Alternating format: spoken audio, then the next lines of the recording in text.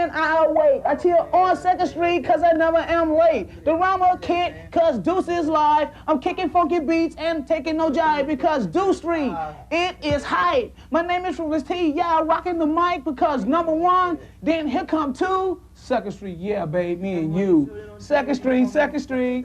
I love you. 2nd Street, 2nd Street.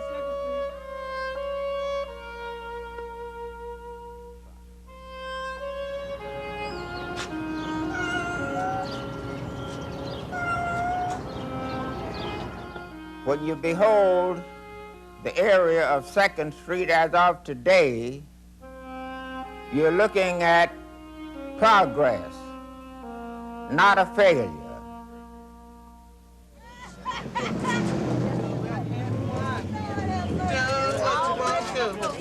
Let's have some fun. I did it with him. What you talking about? That right? Get your head off of. All right? Right. Get it down. Get on me, See, man. I do what I do. Well, I've been here ever since 1928, and I've seen it grow. I've seen it go down, I've seen it come back. But this time, it looked like we lost. We just like children in the wilderness, crying out for help. We need help.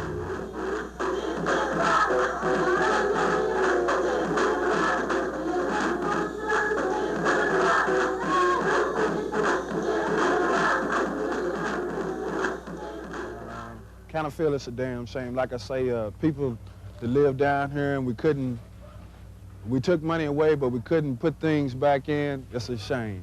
The decline, it's a part of our life now, just as 2nd Street was a part of our life then.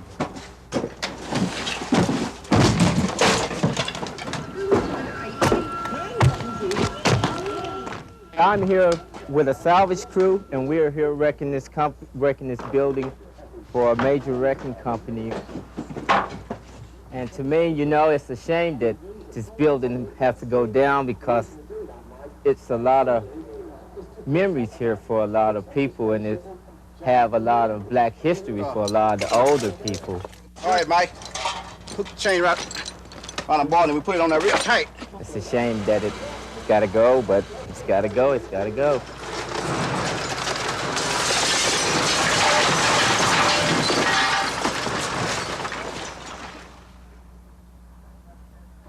Nothing lasts forever. All right. You smart, ain't you? You like that, huh? Give me 5, man, Flipper. Give me 5. Yeah. Thank you. Thank you. You smart. That's really why you're a smart dog, because your name is Bean Flipper. You like that, huh? 1 degree. Yeah. Yeah, I was beginning to think that one was going to ever get clear. It is some better. I've been in here since '79 when I put this shop in. It was really, really bad. Playing dominoes, getting drunk, cussing and going on. Now it's a little better. It's a little better now. A little quieter, but it's still rough. All right, you want it square behind, right? Now I'm holding ground, got no place to go. If you learned what was to be learned on 2nd Street, you can make your living and dwell with all peoples of the world. Although it's now dead. Then you can't stand me no more.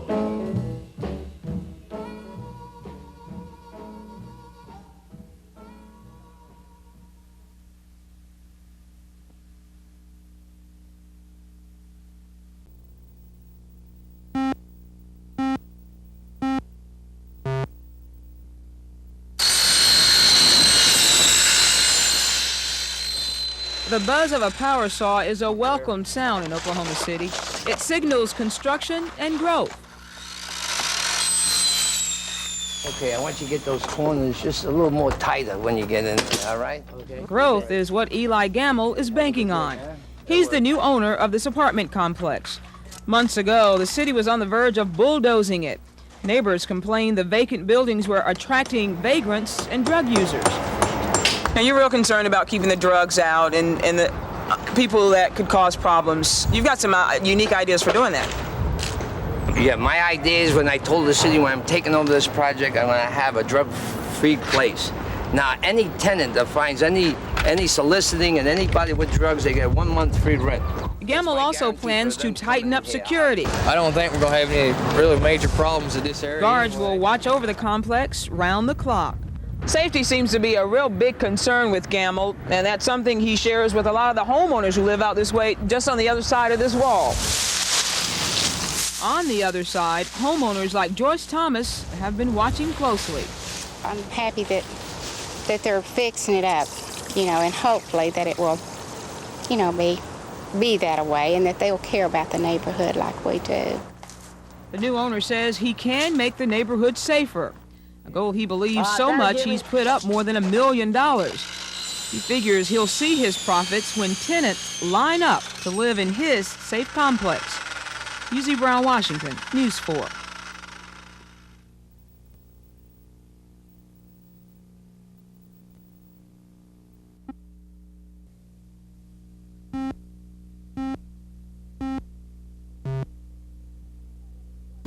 Do you have any children or grandchildren or a family? 2 children and our 5 grandchildren. This computer does her speaking now. Garnet Peterson had a stroke 3 years ago, cutting her off from the world. This voice synthesizer, though, can take her thoughts and turn them into words.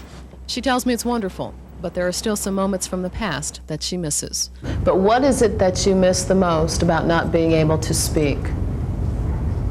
Talking to friends. Talking to your friends. Remember as a child learning to fit the shapes into their proper holes? Here's a variation of that for a handicapped child, with plenty of reinforcement when that child gets it right. It's just one of a room full of tools that have found their way from crude ideas to finished product, to make life easier for those who have been born with or reduced to less. I want a Look at this laser-activated voice machine. Anyone with the slightest ability to move could communicate.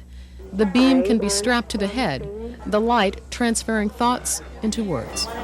Cookies, orange juice. If anybody has control over any body movement, such as eye blink or moving their fingers, they'll be able to control an electric wheelchair, an electronic communication device, or anything in their home. This voice synthesizer, like the one we showed you a minute ago, is also available with a female voice on it. Hello, how are you? All of these toys and devices here on the table are fairly easy to operate and quite accessible to the public. In fact, United Cerebral Palsy of Oklahoma has just begun a library lending system where all of these devices can be checked out by you free for up to 6 weeks, much like a book is checked out of a library. For your health, Terry Cook, News 4.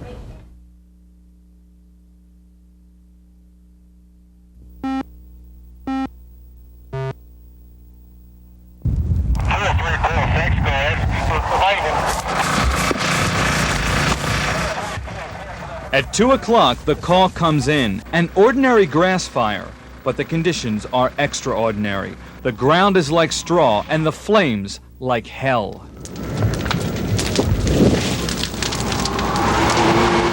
More than 100 firefighters from 8 departments scrambled to extinguish flames in a 2.5 square mile area. But everywhere they look, the hot smoke burns their eyes as flames scorch the ground. It's right there. It's going to take this back barn. Panic seizes some residents as they realize the blaze is too much for firefighters to handle. By 6 o'clock, flames gut 11 buildings and injure 8 firefighters. Business owners watch helplessly as their profits go up in smoke. Arrow will come if you'll request them. They're not got no one. 8 hours later, firefighters try to keep the burning embers from reaching a home. Well, we pretty much got it contained back that way. If we just stop it right here, keep it from jumping 29th Street, then we'll have it pretty much under control. The combination of a spark, dry conditions, and high winds turned this area into purgatory for firefighters. And they learned again what they always knew. You can't stop Mother Nature's fiery rage. Bill Prasad, News 4.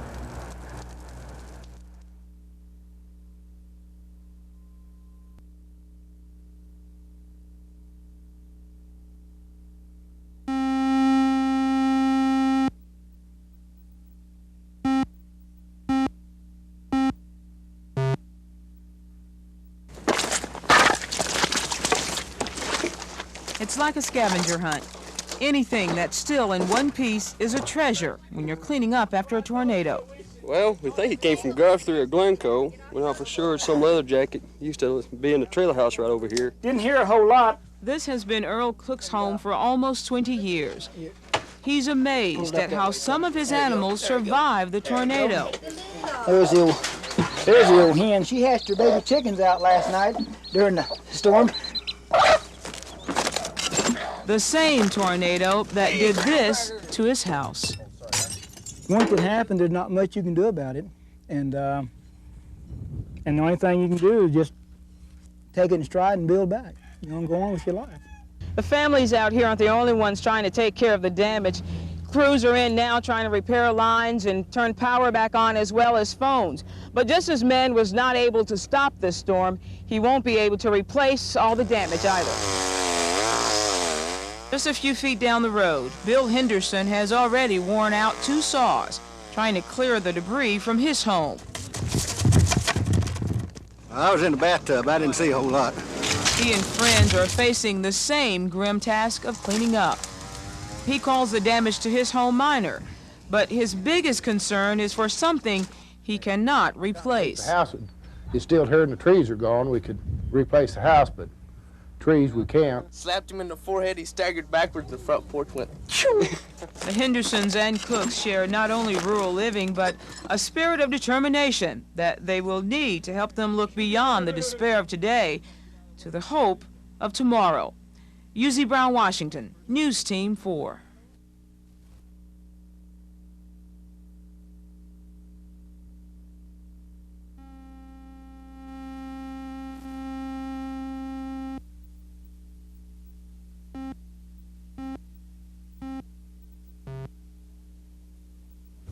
Well, Bob, if some people would want to collect cars, they might start with 1 or 2, but do you think through the years you may have gotten a little carried away? I think that's what happened when I started. I really do. When did you first start? Bob Townsend, it can be said, loves cars. One can tell that by the 198 of them he has collected since 1975. It's valuable. It's a 1918 Stutz Bearcat, and it's it's something to show off. Each automobile retains a distinct personality, much like people. In some instances, like the Stutz Bearcat, an engineering marvel, it's a collector's dream. There's only 7 of these 1918 Stutz Bearcats that's in existence today. However, this is the only one that I've ever seen. As you walk down the aisles of the museum here, you are reminded of simpler times, a time when America truly had a love affair with these beauties of the road. Nearly everybody has got a remembrance of some one of these automobiles. But Bob Townsend's interest, though, has always remained a simple one. It's my golf game, you know. A lot of my friends play a lot of golf, and I dust off a lot of cars. And who would you think once sat in this car during the 30s? Carol Lombard and her husband, Clark Gable. She bought it in Chicago, but it was made in Detroit. As to the old saying, they don't make them like they used to, Bob Townsend has this reply. And the folks that are saying this certainly don't know that if they had to drive one of these vehicles, it'd just be a lot of work, that's all. They're not made to drive, they're made to look at now. I'm Dean O'Lally, News Team 4.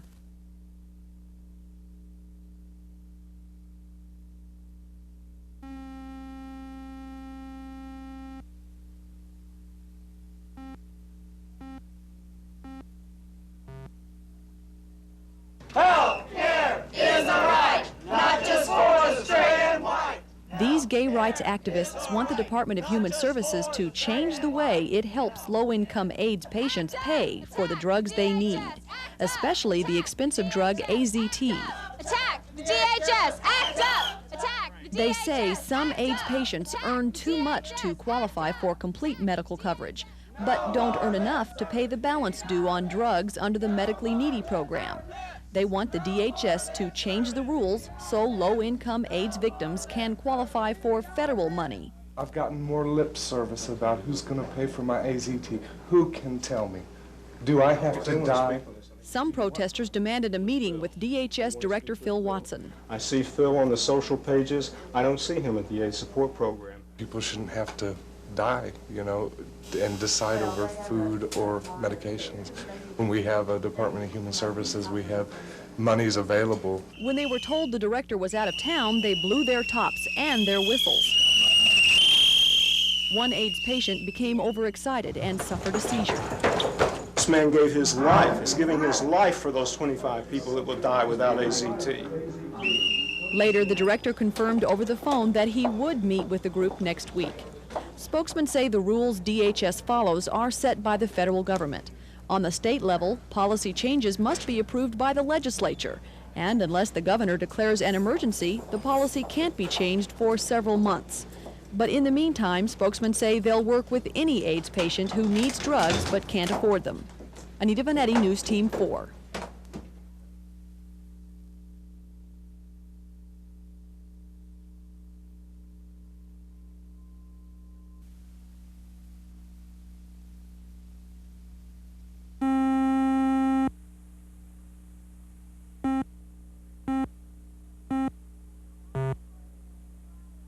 Happy 4th of July, everybody.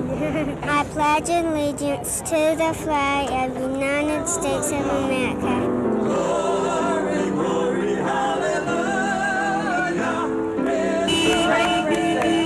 Folks in Oklahoma so friendly. Bye. And to the republics for which it stands, one nation, under God, indivisible, with liberty and justice for all. God bless America. When that I love, stand beside home and guide through the night in the light from above, to the mountains, to the prairies, to the ocean, quite with foam. God bless America, my home, sweet home. Yay! Give yourself a round of applause.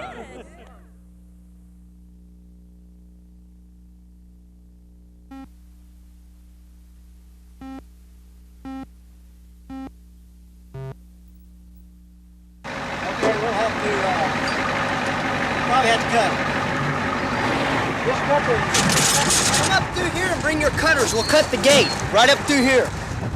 Well, if you didn't have a fire department out here, they'd still keep going, and so there'd be a lot of houses tore down, just like that deal in California. Just cut that gate right off. I stopped it as much as I can. I'm just a volunteer firefighter. I do this for my fellow citizens in southern Logan County.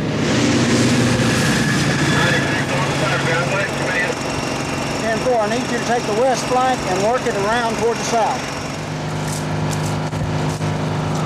Well, they wasn't able to help themselves get it out, so we had to come and help them because someday we may be in that same situation. Okay.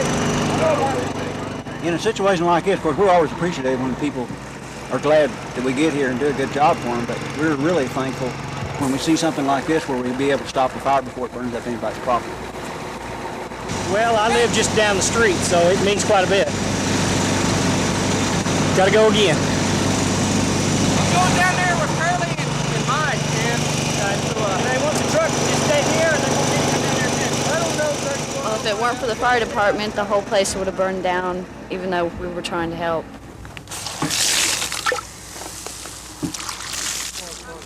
Jinx did.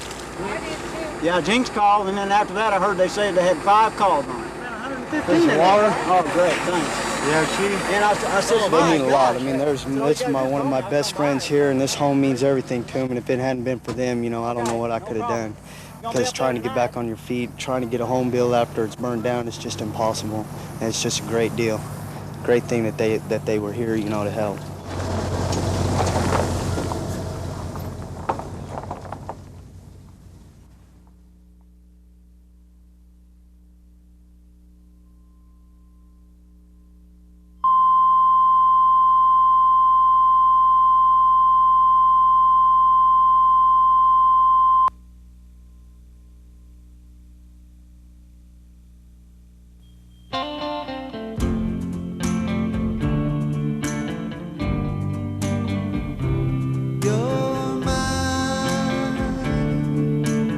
Pictures of the past, a time when seniors of 3 decades ago worried about their futures, a time when Bridge Creek School wondered if it would have one. There were some lean years, but not anymore.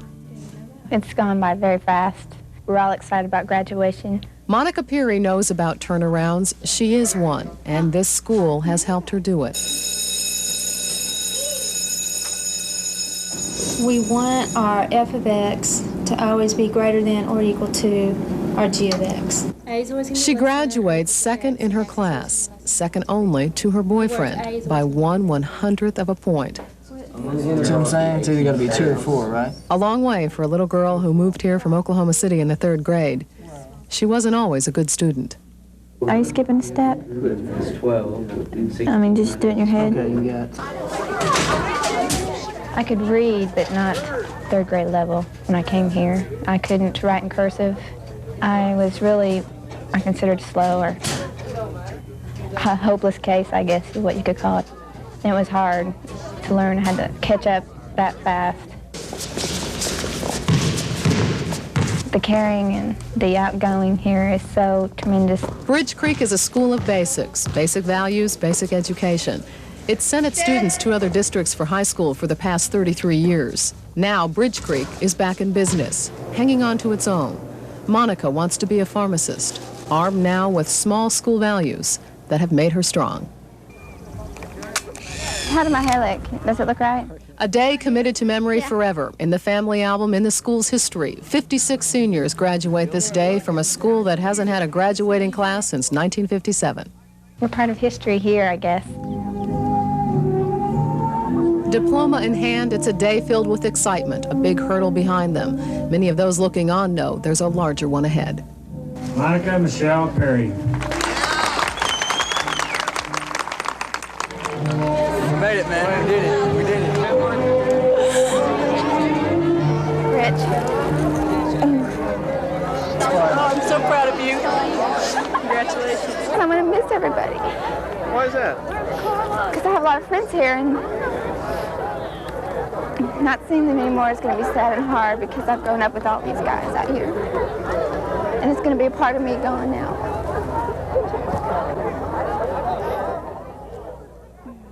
We will go far in life because of this school. Terry Cook, News Team 4.